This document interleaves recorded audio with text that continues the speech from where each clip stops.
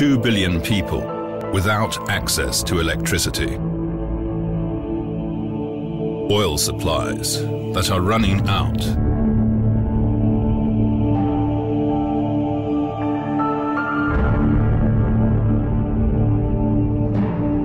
The renaissance of coal.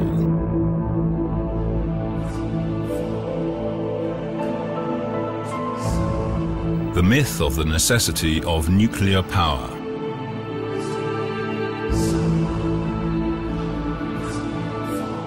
Every second person in the world lives in slums.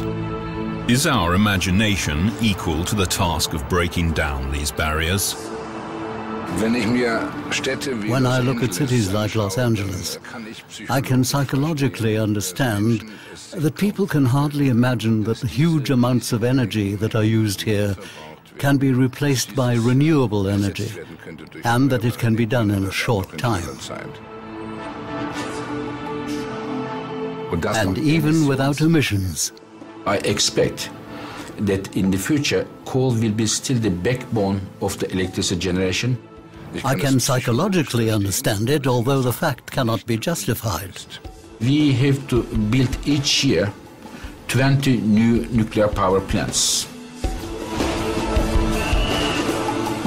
You're just naive. You don't understand what you're dealing with if you don't realize that there are these obstacles. To think that all of our energy will come from renewables is very far from reality.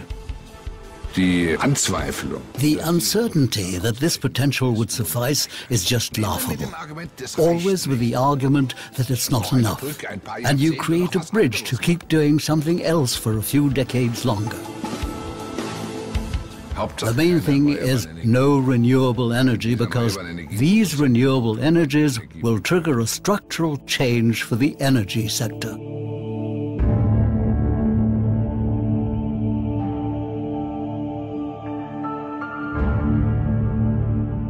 How to live. Following what concept? Many say the time is ripe for a decision that can change our lives from the ground up. The decision about energy sources, because every region of the world has access to renewable energy.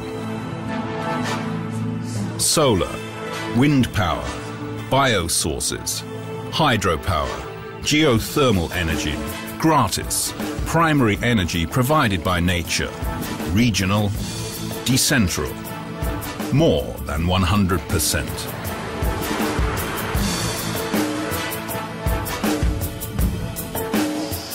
Everything depends on the answer to the one great question. What energy do we want to live with? The windmills do so much power that every house we pass, every farm, every factory, it's getting its power from these windmills.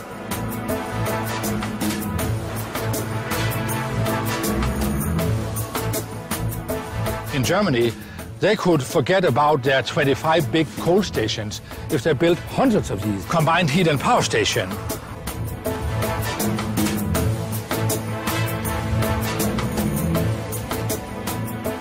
Some of the excess power that's generated by the wind turbines could be put into the battery, and you could have any amount of energy storage you want, anything from 1 hour to 20 hours of storage.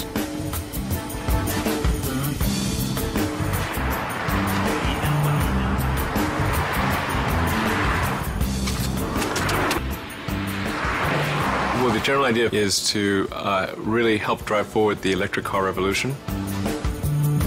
I don't think there's any other technology that is going to solve the problem.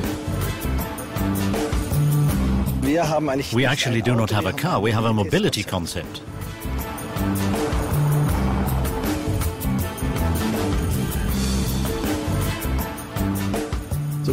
I realized in the beginning not only wind power plants could help, but a range of energy sources. Energy efficiency and saving energy is part of that. So in the end, we can make the world 100% renewable. The transition of the energy supply to 100% renewables. Concrete courses of action for everyone. Updating in buildings and in awareness. With great impact. That is 39 billion in buying power that we can give back to humanity. Energy autonomy, a cultural value. Instead of a few owners, we suddenly have hundreds of thousands or even millions of owners. Energy production will be democratized. There are more and more self-providers, more individual autonomy, more regional and national autonomy. And that is only possible with renewable energy for everyone.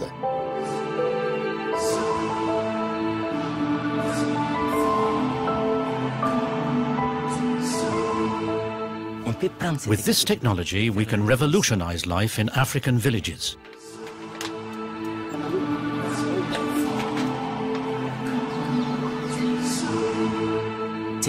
These African villages could already use the same technology as they use in Los Angeles, in Tokyo, in Germany, in Frankfurt.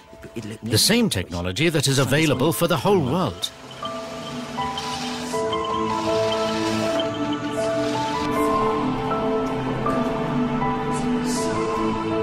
So poverty is declining, and my goal is to make sure to bring it to zero. When Bangladesh will have zero poverty, meaning that not a single person in Bangladesh will be a poor person. I'm saying let us make it 2030.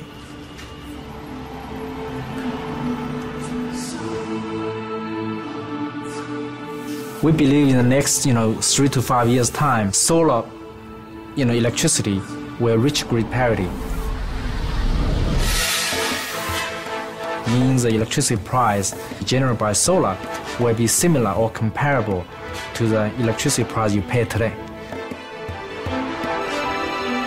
The future of the world will be decided by whether or not the revolution of the energy supply practically cuts across all barriers.